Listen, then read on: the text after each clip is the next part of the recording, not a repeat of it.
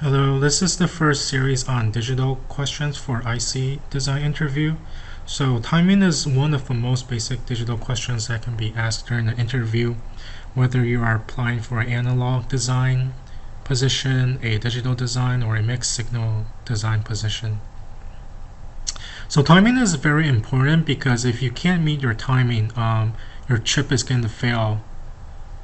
So the first question is, why do we need to what will happen to the flip-flop if we don't meet the setup time or hold time?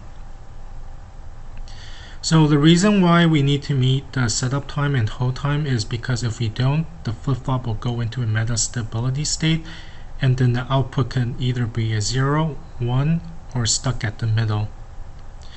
So to put this in simple terms, so this is the clock of a flip-flop. So for every rising edge, the data cannot change during a certain period. So if this is the D input of the flip-flop and then this is the clock of the flip-flop, this period over here is called the setup time of the flip-flop, and then this period over here is called the hold time of the flip-flop. So for every rising edge, we have to meet this constraint to make sure that the flip-flop does not go into a metastability state.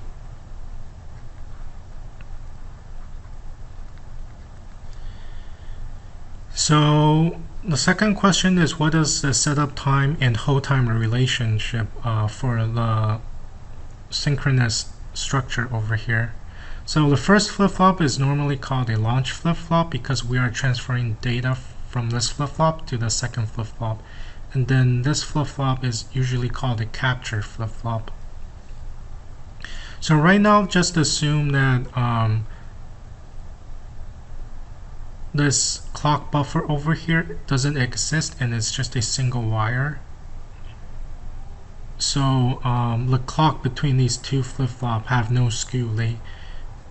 It's shown over here that the clock of the launch flip-flop is the same as the clock of the capture flip-flop. So what you want to make sure during the setup time and hold time is whenever your data is changing, it can change during these periods for every rising edge of the capture flip-flop. So what this means is, for a setup equation, the launch flip-flop will have some delays into the D input of the capture flip-flop. You want to make sure that the data can only transition at these regions. So the data want to be fast enough to be captured before the second clock edge, but you don't want it to be too fast that you're changing the data within the first clock edge of this hold time. So for the setup relationship, it's simply the T clock to Q. So the clock to Q is from here to here, the delay from here to here, plus the T logic. That's simply this path, and then this has to be smaller than the clock period minus the setup time you need of the flip-flop.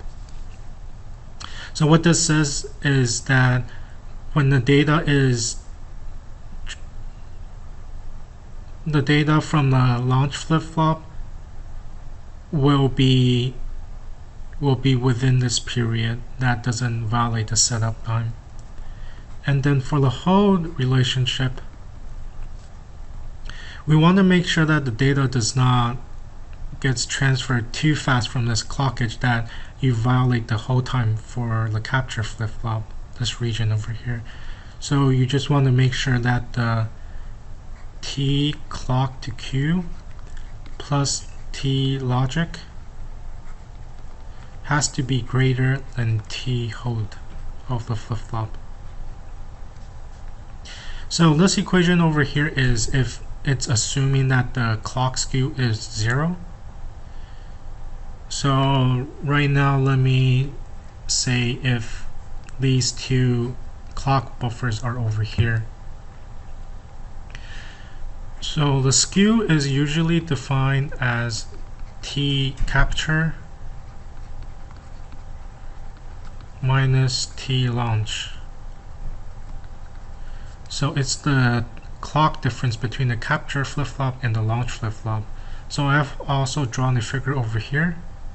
So this is your clock for the launch flip-flop, and then this is your clock for the capture flip-flop.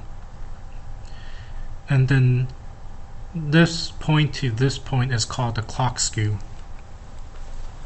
So for setup time and hold time is also the same. You want to make sure that the data does not transition at near the rising edge of the capture flip-flop.